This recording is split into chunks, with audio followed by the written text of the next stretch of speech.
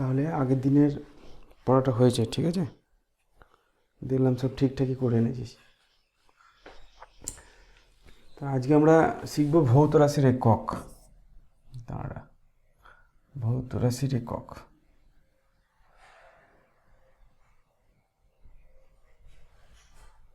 আজকে আমরা শিখব ভৌত রাশির একক। একবার সেই 11 পর্যন্ত চলবে এইগুলো যা পড়াবো, ঠিক আছে? তো আজকে আমাদের পাঠ হচ্ছে ভৌত রাশির একক। রাশি কাকে বলে, স্কেলার রাশি, ভেক্টর রাশি, তাদের মধ্যে পার্থক্য আগের দিনের ছোট ক্লাস ছিল, সেটাতে শিখেছি।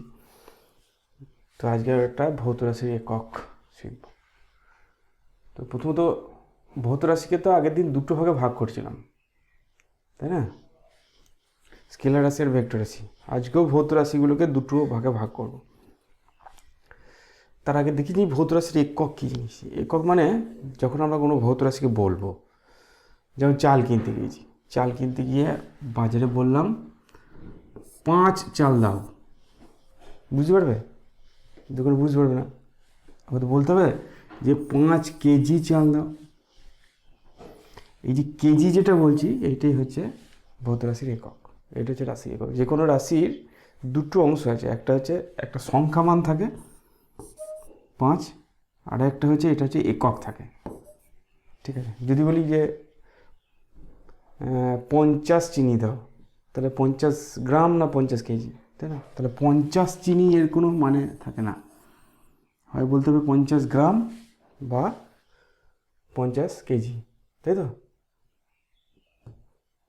দুটোর মধ্যে একটা বলতে হবে। তাহলে এই যে মনে করে যে কেজি বলছি বা মিটার বলছি, এই জিনিসটা কি? যদি আমি বলি 1 কেজি দিতে, তাহলে 1 কেজি হচ্ছে পদার্থের ভরের একটা নির্দিষ্ট পরিমাণ, একটা প্রমাণ পরিমাণ, যে পরিমাণটাকে আমি একক ধরেছি এবং তার সাপেক্ষে অন্য বস্তুকে মাপছি, বুঝতে পেরেছি? এবারে 1 কেজি তো সবারই কাছে সমান, তার মানে 1 কেজির নিশ্চয়ই একটা প্রমাণ মান আছে, যে মানটার সাপেক্ষে আমি বস্তুটাকে ওজন করছি। তাহলে এটা নিশ্চয়ই একটা নির্দিষ্ট মান আছে, সবাই মিলে এটা ঠিক করেছে যে 1 কেজি পরিমাণ এতটা হবে, ঠিক আছে? তাহলে সেই সবাই মিলে যেটা ঠিক করেছে যে 1 কেজি কতটা হবে, সেইটাই হচ্ছে সেই রাশিটার একক, ঠিক আছে? তাহলে সবাই মিলে ঠিক করা হয় যে একটা দৈর্ঘ্যের একক কত হবে, সেটা হচ্ছে আন্তর্জাতিক স্বীকৃত। সেইটাকেই বলবো আমরা ওই রাশিটার একক। দৈর্ঘ্যের হবে, ভরের হবে, সময়ের হবে, যতগুলো রাশি আছে সবারই। তাহলে কোনো রাশি মাপতে হলে আন্তর্জাতিকভাবে অনুমোদিত ওই রাশিটার একটা নির্দিষ্ট সুবিধাজনক পরিমাপকে প্রমাণ হিসাবে ধরে প্রকৃত রাশিটির পরিমাপ ওই প্রমাণ মানের যত গুণ হয় তা মাপা হয়, ঠিক আছে? একটা 1 কেজি একটা পরিমাপ করে দেওয়া হয়েছে, সবাই মিলে ঠিক করেছে যে এইটা আমাদের 1 কেজি হবে। তাহলে আমি যে জিনিসটা নিতে যাচ্ছি সেটা ওই 1 কেজির কত গুণ, 1 গুণ না 2 গুণ না 3 গুণ, সেইটাই হচ্ছে সেই জিনিসটার পরিমাণ। যদি 3 গুণ হয় তাহলে সেটা 3 কেজি হবে। তাহলে ওই যে প্রমাণ যে মানটা যেটা সবাই মিলে ধরে নিচ্ছি আমরা, সেইটাই হচ্ছে ওই রাশিটার একক।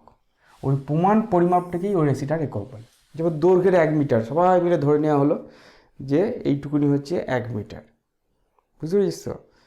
এবারে তাহলে আমি যে দৈর্ঘ্যটা মাপছি সেটা ওই দৈর্ঘ্যটার কত গুণ, যদি 5 গুণ হয় তাহলে সেই দৈর্ঘ্যটা হবে 5 মিটার, বুঝতে পেরেছি? তাহলে যে প্রমাণটা ধরছি আমরা কোনো একটা রাশির একক বোঝাতে গেলে, সেই প্রমাণটাই হচ্ছে ওই রাশিটার একক। চলো নেক্সট।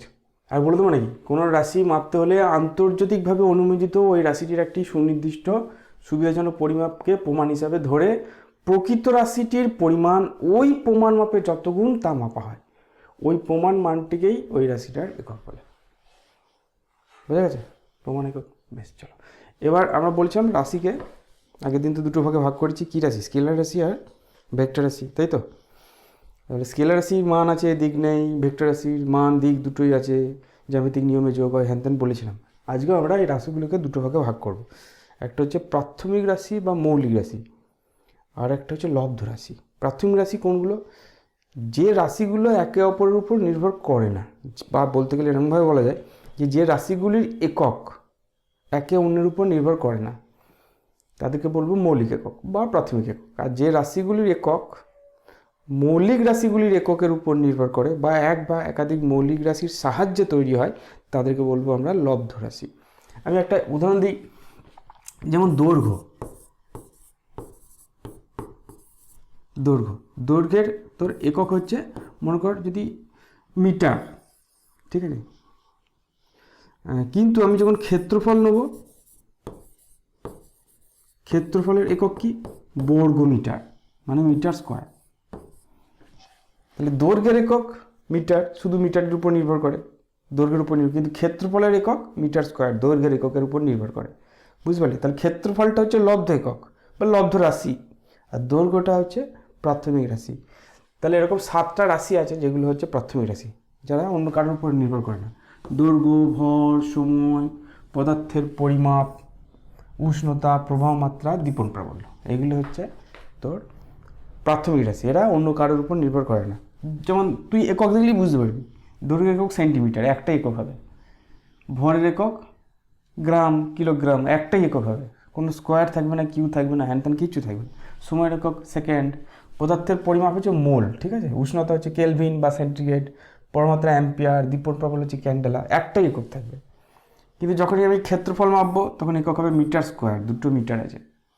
যখন আয়তন মাপবো তখন মিটার কিউ, ঠিক আছে। ঘনত্ব মাপবো, ঘনত্বের একক কি, ঘনত্বের একক হচ্ছে গ্রাম সেন্টিমিটার টু দি পাওয়ার, এটা গ্রাম পার সেন্টিমিটার কিউ। তার মানে গ্রামের উপর নির্ভর করছে আবার সেন্টিমিটারের উপর নির্ভর করছে।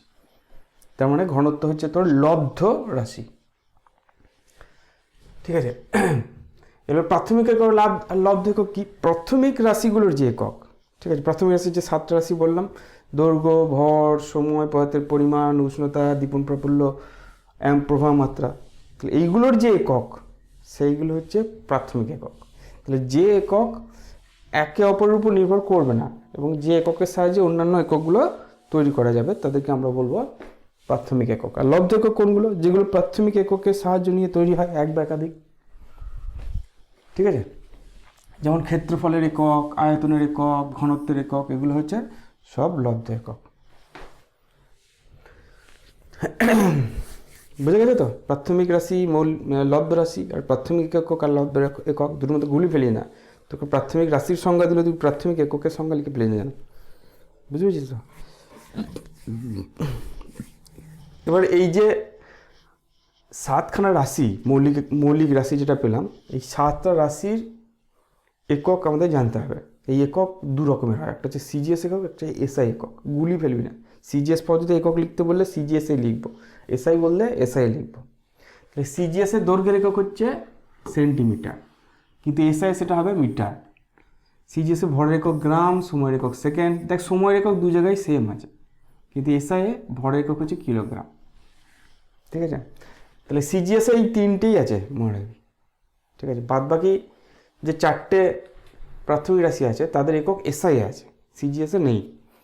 অনেক সময় সেলসিয়াস বলে, কিন্তু সেলসিয়াসটা কিন্তু সিজিএসে নয়। যাই হোক, উষ্ণতার এসআই একক হচ্ছে কেলভিন, প্রবাহমাত্রা একক হচ্ছে অ্যাম্পিয়ার, আর দীপন প্রাবল্যের একক হচ্ছে ক্যান্ডেলা, আর পদার্থের পরিমাপের একক হচ্ছে, পরিমাণের একক হচ্ছে মোল। তাহলে এই 7টা একক। সিজিএস আর এসআই গোলমাল করলেই মুশকিল। যেমন তোকে যদি আমি বলি যে ঘনত্বের একক কি, ঘনত্বের একক এখন আমি ভুল করে লিখে ফেলছিলাম। ঘনত্বের একক কী বললাম, গ্রাম পার সেন্টিমিটার কিউব। তার মানে এটা কিসে লেখা আছে, সিজিএসে লেখা আছে। কখনো এরকম লিখবি না গ্রাম পার মিটার কিউব, কারণ গ্রামটা হচ্ছে সিজিএস আর মিটারটা হচ্ছে এসআই, তাহলে দুটোকে কম্বিনেশন করে লেখা যাবে না, বুঝতে পারলি তো? তাহলে গ্রাম পার সেন্টিমিটার কিউ লিখতে হবে, অথবা কিলোগ্রাম পার মিটার কিউ লেখা যাবে। এটা হচ্ছে সিজিএস, ওটা হচ্ছে এসআই, ঠিক আছে। তাহলে এইটা হচ্ছে সিজিএস পদ্ধতি, আর এটা হচ্ছে এসআই পদ্ধতি, স্ট্যান্ডার্ড ইন্টারন্যাশনাল। আর সেন্টিমিটার, গ্রাম আর সেকেন্ড, এটা হচ্ছে ফুল ফর্ম। সেন্টিমিটার, সি দি সেন্টিমিটার, জি দি গ্রাম, আর এস দি হচ্ছে সেকেন্ড। আর এসআই হচ্ছে স্ট্যান্ডার্ড ইন্টারন্যাশনাল, ওটা সবাই মিলে এটাকে ঠিক করেছে যে এই যে 7টা মৌলিক রাশি আছে তাদের একক এইগুলো হবে, ঠিক আছে। এবার লব্ধ রাশিগুলোর একক বার করতে হবে, এটা নিজে নিজে করবি। কি করে করব, আগে তোরা সমীকরণ লিখবি, যেমন ক্ষেত্রফল মানে কি, দৈর্ঘ্য গণিত প্রস্থ, এরকম করে সমীকরণ লিখবি। দৈর্ঘ্যর একক সিজিএস একক সেন্টিমিটার, প্রস্থের একক সেন্টিমিটার, তাহলে সিজিএস একক হবে সেন্টিমিটার স্কোয়ার, এসআই একক হবে মিটার স্কোয়ার, ঠিক আছে। যেমন আয়তন কি, আয়তন আগে লিখবে এখানে, দৈর্ঘ্য গণিত প্রস্থ গণিত উচ্চতা, তাহলে 3টেই দৈর্ঘ্য আছে, ঠিক আছে। এটাও সেন্টিমিটার, এটাও সেন্টিমিটার, এটাও সেন্টিমিটার, তাহলে সিজিএস একক হবে সেন্টিমিটার কিউব আর এসআই একক হবে মিটার কিউব। যখন এরকম করে শিখবি দেখবি এককগুলো খুব সোজা হয়ে যাবে, মনেও থাকবে। ঘনত্ব হচ্ছে ভর ভাজিত আয়তন, ভরকে আয়তন দিয়ে ভাগ করলে ঘনত্ব পাওয়া যায়। তাহলে ভর হচ্ছে গ্রাম আর আয়তন হচ্ছে সেন্টিমিটার কিউব, তাহলে সেন্টিমিটার টু দি পাওয়ার -3, বাই ছিল তো ওই জন্য মাই উপরে তুলে দিলাম। আর এসআই একক হবে kilogram metre to the power -3। বেগ মানে হচ্ছে সরণ বাই সময়, ঠিক আছে। সরণ মানে দৈর্ঘ্য, বুঝতে অসুবিধা হচ্ছে? এইগুলো রাশিমালাগুলো তো শিখিস না, এগুলো এখন তো অসুবিধা হবেই, তাহলে এখন মনে রাখ, ঠিক আছে। বেগ মানে হচ্ছে সরণ বাই সময়, সরণ হচ্ছে দৈর্ঘ্য হচ্ছে সেন্টিমিটার আর সময়টা নিচে আছে তো ওই জন্য সেকেন্ড টু দি পাওয়ার -1, এখানে হবে সেন্টিমিটার জায়গায় মিটার সেকেন্ড টু দি পাওয়ার -1। আমি তাহলে যেহেতু তোর ইকুয়েশনগুলো মনে নাই আমি সমীকরণগুলো লিখে দিই, বুঝিস তো। যেমন ত্বরণ মানে হচ্ছে বেগের পরিবর্তন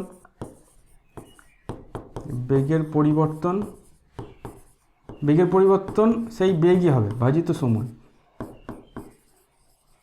তোমার বেগের পরিবর্তন মানে বেগই, তাহলে বেগের পরিবর্তন, বেগ সেন্টিমিটার সেকেন্ড -1 ছিল, তাকে আবার একটা সময় দিয়ে ভাগ করছি, তাই জন্য -2 হয়ে যাবে। এখানে metre second to the power -2 হয়ে যাবে। আবার একটা সময় দিয়ে ভাগ করলাম, তো আগে একটা সেকেন্ড দিয়ে ভাগ করা ছিল, তাকে আবার বেগ গিয়ে আবার সময় দিয়ে ভাগ হয়েছে। বল মানে হচ্ছে ভর গণিত ত্বরণ,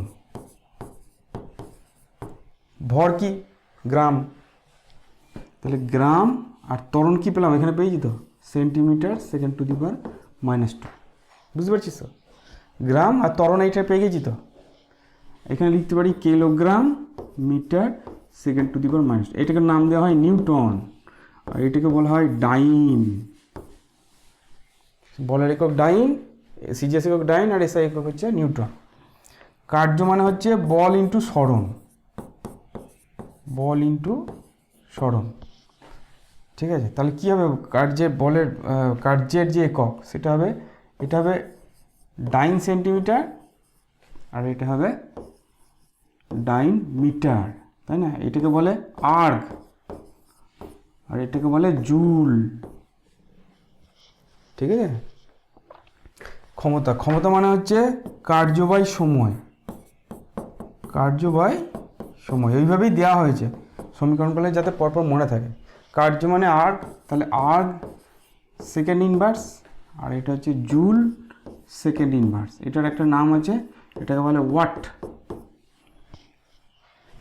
চাপ হচ্ছে বল বাই ক্ষেত্রফল, বলকে ক্ষেত্রফল দিয়ে ভাগ করো, তাহলে ডাইন, বলের একক ডাইন সেন্টিমিটার টু দি পাওয়ার -2, ক্ষেত্রফল মানে সেন্টিমিটার স্কোয়ার, মানে নিচে আছে বলে ওপরে চলে যাবে, আর এটা হবে Newton metre to the power -2, এটাকে বলা হয় পাস্কাল,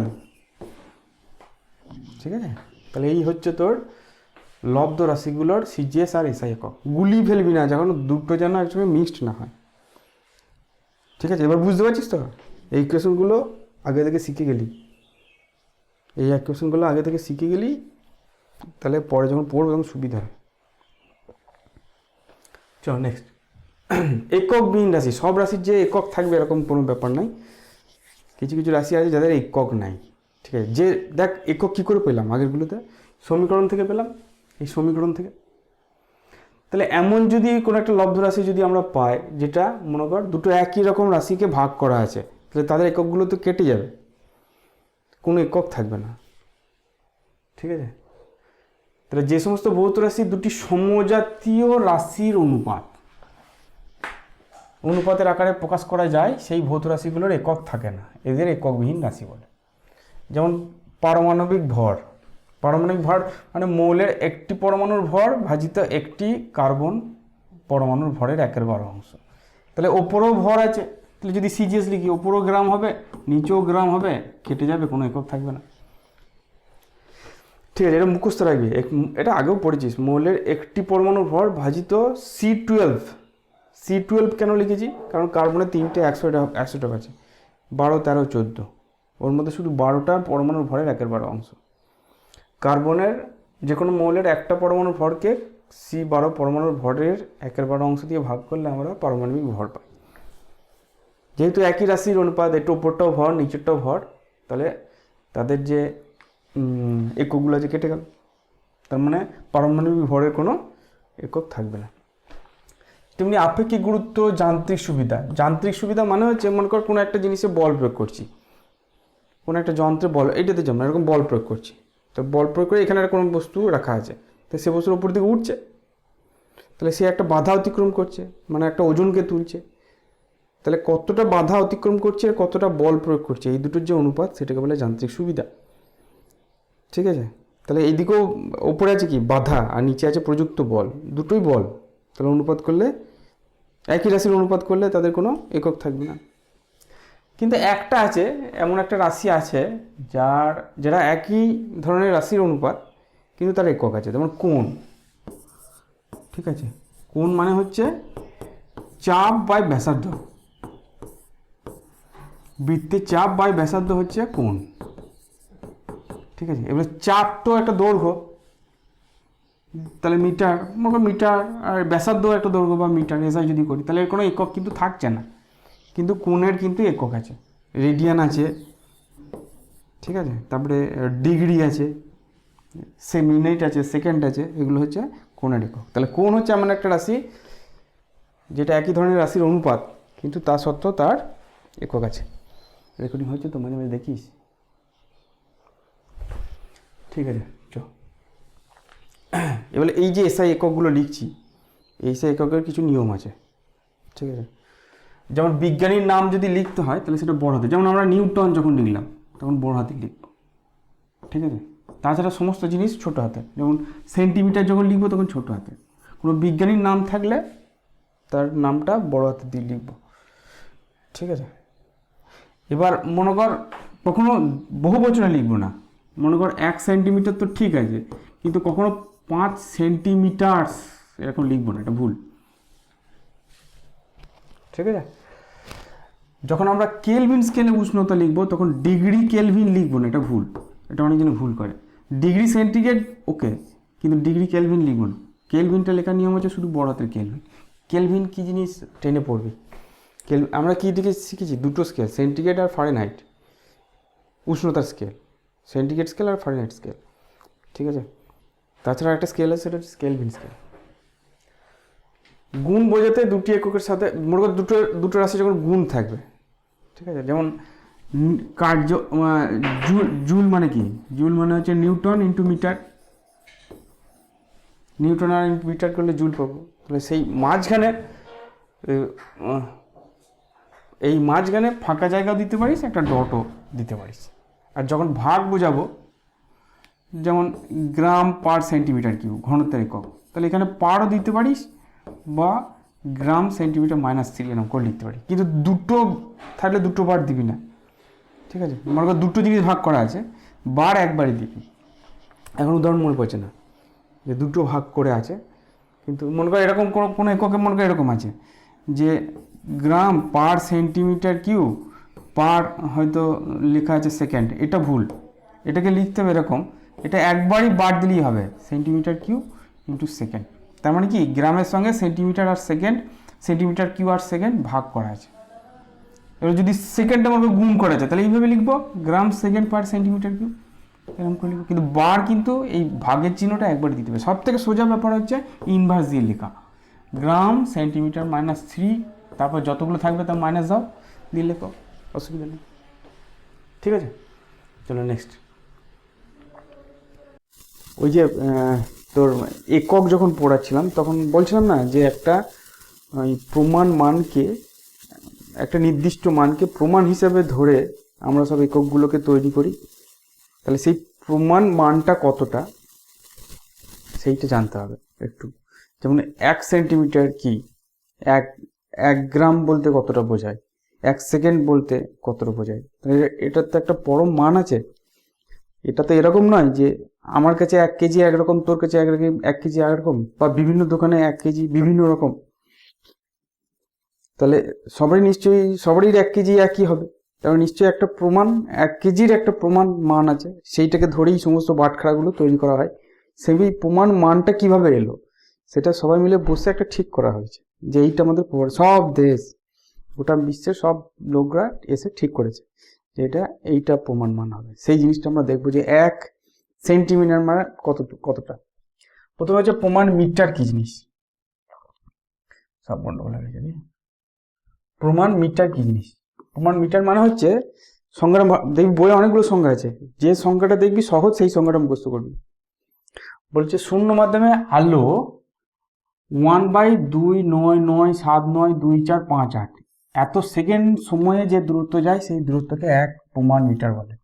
যদিও আমি বলবো এগুলো মুখস্থ করার দরকার নেই, এগুলো সংখ্যা দেয় না, শুধুমাত্র বুঝে রাখ যে 1 মিটার আমি কতটা বলবো। শূন্য মাধ্যমে আলো এই সময়ে যে দূরত্বটা যাবে সেটাকে বলবো 1 মিটার, এবং সেইটাকে সবাই মেনে নিয়েছে যে এইটাকে আমরা 1 মিটার বলবো, এবং সেই অনুযায়ী আমরা ওই মিটারটাকে মাপি। 2 মিটার হলে তার ডবল হবে। যেমন সেকেন্ড 1 সেকেন্ড কতটা হবে, সেটা হচ্ছে এই সিজিয়াম 133 যে পরমাণুটা আছে, এই পরমাণুকে একটা প্রমাণ ম্যাগনেটিক ফিল্ডের মধ্যে, চৌম্বক ক্ষেত্রের মধ্যে রাখলে এই সিজিয়াম পরমাণুটার মধ্যে ভাইব্রেশন হয়, কম্পন হয়। ঠিক আছে, তো পরমাণুটিকে একটা প্রমাণ চৌম্বক ক্ষেত্রে এতগুলো ভাইব্রেশন, এতগুলো আভ্যন্তরীণ কম্পন হতে যতক্ষণ সময় লাগে সেই সময়টাকে বলবো 1 সেকেন্ড। বুঝলে, এতগুলো 91926317770 এতগুলো আভ্যন্তরীণ কম্পন হতে যে সময়টা লাগে সেইটাকে 1 সেকেন্ড বলে। এগুলো মনে রাখা খুব মুশকিল, কিন্তু যদি প্রশ্ন দেয় মনে রাখার চেষ্টা করি, কি করবি? ঠিক আছে, কিলোগ্রাম, 1 কিলোগ্রাম কাকে বলবো? বলছে এইটা একটু সোজা, 4 ডিগ্রি সেন্টিগ্রেড বা 273 কেলভিন উষ্ণতা। এখন তোরা কেলভিন শিখিস নাই, ঠিক আছে, টেনে আছে কেলভিন উষ্ণতাটা। 277 কেলভিন তাপমাত্রায় 1 লিটার বিশুদ্ধ জলের ভরকে 1 কিলোগ্রাম বলে। ঠিক আছে, তাহলে এই 3টে সংজ্ঞা, 3টে প্রমাণ মান, প্রমাণ মিটার কত, প্রমাণ সেকেন্ড কত, আর প্রমাণ কিলোগ্রাম 1 কিলোগ্রাম কত, সেটা একটু মনে রাখার চেষ্টা করবি। আরো অনেকগুলো আছে প্রমাণ মান, সেগুলো করার দরকার নেই। এই 3টে আমাদের যে মৌলিক একক আছে, সেই মৌলিক এককের মান কতটা সেইটা একটু মনে রাখার চেষ্টা করবি। ঠিক আছে, চল। ঘনত্ব, এই চ্যাপ্টারে ঘনত্ব নিয়ে বারবার বলে যে ঘনত্ব কি, ঘনত্ব নিয়ে অনেকবার ক্যালকুলেশনও করতে দেবে। ঘনত্বটা একটু জানি।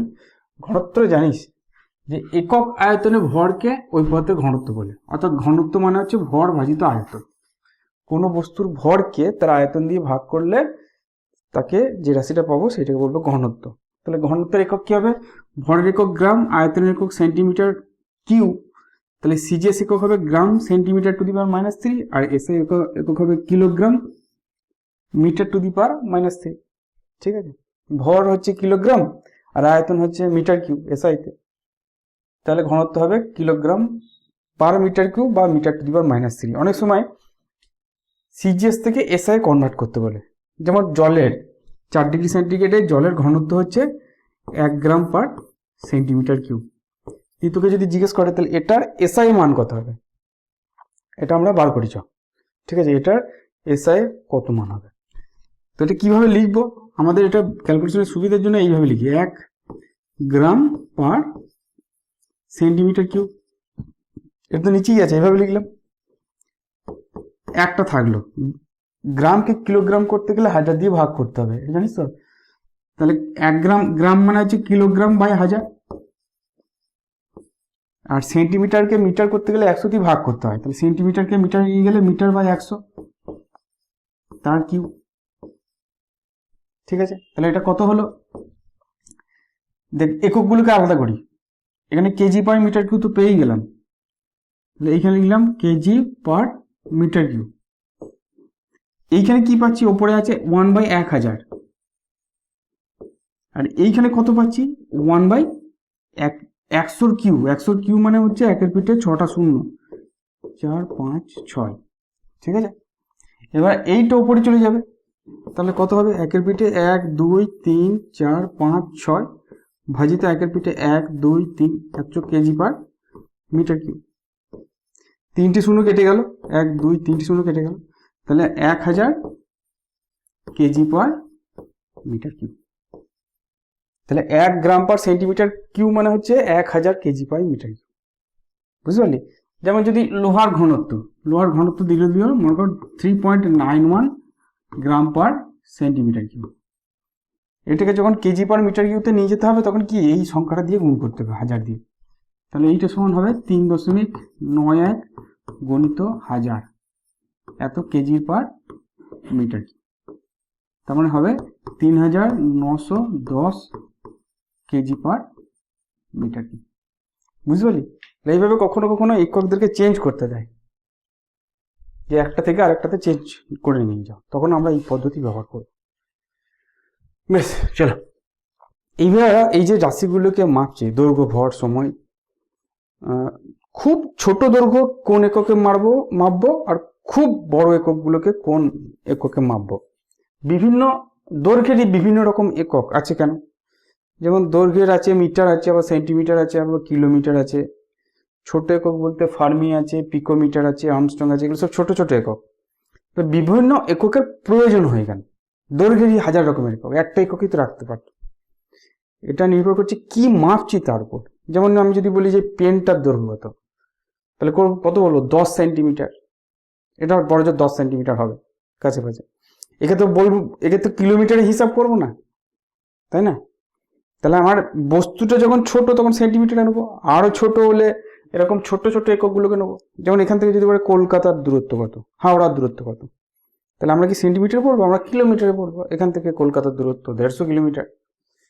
যদি সেন্টিমিটারে বলি তাহলে এমন একটা বাজে মান আসবে যে লোককে বললে সে বুঝতে পারবে না যে কি বলছে না বলছে, তাই না। আমি যদি বলি 150 ইন্টু 10⁵ সেন্টিমিটার, বুঝতে পারবে। তার থেকে যদি 150 কিলোমিটার বলি সে বুঝতে পারবে। তাহলে কতটা দৈর্ঘ্য মাপছি সেই অনুযায়ী আমি সেই একক ব্যবহার করব, যাতে করে কি মাপছি সেটা বোঝা যায়। তো এখানে মাইক্রন আছে, ন্যানোমিটার আছে, আর্মস্ট্রং আছে, পিকোমিটার আছে, ফার্মি আছে, এগুলো হচ্ছে সব দৈর্ঘ্যের একক, ছোট একক। যেমন মাইক্রন হচ্ছে 10⁻⁻6 মিটার, 1 মাইক্রন মানে। ন্যানোমিটার মানে হচ্ছে 10⁻⁹ মিটার। আর্মস্ট্রং মানে 10⁻10 মিটার। পিকোমিটার মানে হচ্ছে 10⁻12 মিটার। ফার্মি হচ্ছে 10⁻15 মিটার, সব থেকে ছোট একক, যেটা পরমাণু নিউক্লিয়াসের ব্যাসার্ধ মাপার জন্য ব্যবহার করা হয়, এই ফার্মিটা, বুঝলো তো। আবার বড় একক আছে, দৈর্ঘ্যের বড় একক হচ্ছে অ্যাস্ট্রোনমিক্যাল একক, আলোকবর্ষ পারসেক। সব থেকে বড় হচ্ছে পারসেক। ওদের সংজ্ঞা নাই কিন্তু এদের সংজ্ঞা আছে, মনে রাখতে হবে। যেমন অ্যাস্ট্রোনমিক্যাল একক মানে কি, সূর্য থেকে পৃথিবীর গড় দূরত্ব হচ্ছে, গড় দূরত্ব যতটা সেটাকে বলবো আমরা অ্যাস্ট্রোনমিক্যাল একক। পৃথিবী থেকে সূর্যের দূরত্ব সবসময় একই থাকে না, তাই না। ওভাল শেপ তো, ওভাল উপবৃত্তাকার কক্ষপথে ঘোরে, তার মানে সূর্য থেকে পৃথিবীর দূরত্ব কখনো কম কখনো বেশি। তাহলে যদি গড় করি দূরত্বটা, সেই গড় দূরত্বটাকে বলবো আমরা অ্যাস্ট্রোনমিক্যাল একক। এক অ্যাস্ট্রোনমিক্যাল একক মানে হচ্ছে 1.496 ইন্টু 10⁻11 মিটার, বুঝে গেল। যেমন আলোকবর্ষ, আলোকবর্ষ হচ্ছে একটা দূরত্বের একক। আলোকবর্ষটা কত, আলো 1 বছরে শূন্য মাধ্যমে যে দূরত্ব যায় তাকে 1 আলোকবর্ষ বলা হয়, ঠিক আছে, বুঝে গেল।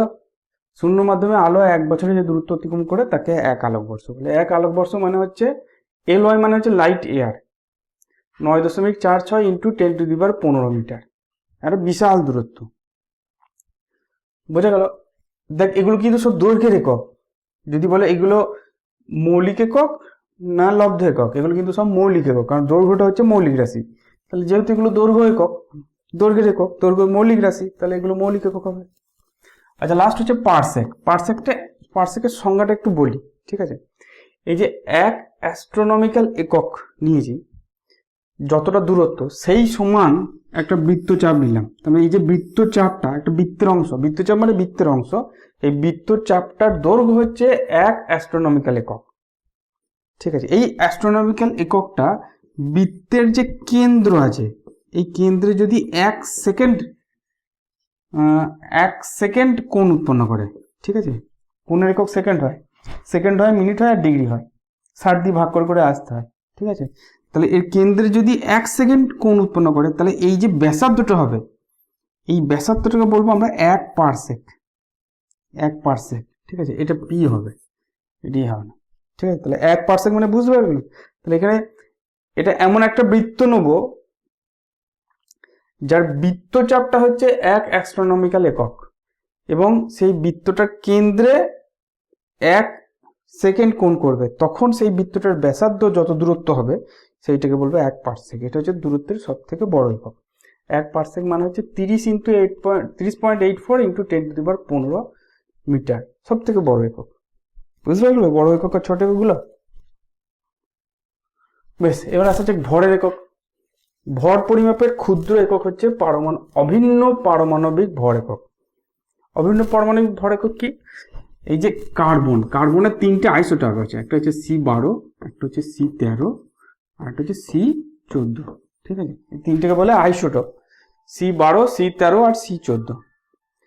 এদের মধ্যে এই যে C12 যে পরমাণুটা আছে, এই C পরমাণুর একটা কার্বন পরমাণুর ভর যা, তাকে তার একের ভরের অংশকে বলা হয় এক অভিন্ন পারমাণবিক ভর একক। ঠিক আছে, বুঝে গেল? তার মানে C12 পরমাণুর যে ভর একটা, তাকে যদি 1/12 দিয়ে গুণ করি, যেটা হবে সেইটা হচ্ছে অভিন্ন পারমাণবিক ভর একক। দেখা যায় এর মান হয় 1.66 ইন্টু 10⁻24 গ্রাম। খুব ছোট ভরের একটা খুব ছোট একক। বুঝতে পারলি তো? তাহলে 1 পারমাণবিক ভর একক হচ্ছে একটা কার্বন বড় পরমাণুর ভরের 1/12 অংশ। কার্বন পরমাণু সেটা তো খুবই ছোট, তার ভর খুব অল্প হবে, তাকে আবার 1/12। অ্যাকচুয়ালি এটা একটা নিউট্রনের বা প্রোটনের ভর। বড় একক দেখি, বড় একক দুটো আছে। সৌর ভর মানে সূর্যের ভর হচ্ছে 2 × 10⁻30 কেজি। ঠিক আছে, আর একটা আছে চন্দ্রশেখর লিমিট। চন্দ্রশেখর লিমিট মানে হচ্ছে ম্যাক্সিমাম যতটা ভর পসিবল কোন একটা গ্রহের। ঠিক আছে, তোর বামন গ্রহের নাম শুনেছিস তো? বামন গ্রহ, তারপরে তোর ব্ল্যাক হোল, এটা তো এদের ভর তো প্রচন্ড বেশি। তাহলে বামন গ্রহর ভর ম্যাক্সিমাম যতটা হতে পারে সেইটাই হচ্ছে চন্দ্রশেখর সীমা। মানে বামন গ্রহের ভর যখন বাড়তে থাকবে তখন নিজেদের মধ্যে তো ভরগুলো তো আকর্ষণ করে, আকর্ষণ করার একটা লিমিট পরে তখন আবার নিজের আকর্ষণেই ভেঙে যাবে। ঠিক আছে, তাহলে সেই ম্যাক্সিমাম যতটা ভর সম্ভব সেইটাকেই বলা হয়েছে চন্দ্রশেখর লিমিট, এবং তার মান হচ্ছে সূর্যের ভরের 14 গুণ, সৌর ভরের 14 গুণ, 14 × 2 × 10⁻30 কেজি। ঠিক আছে, এইটি হচ্ছে CSL, 1 চন্দ্রশেখর লিমিট। বুঝে গেল? তাহলে এই হচ্ছে আমাদের আজকের ক্লাস, এইটুকুনি বাকি ছিল, তো বাকিটা বুঝতে পারলি আশা করি। ঠিক আছে, তো ভালো করে পড়ে আসবি, পরের দিন আবার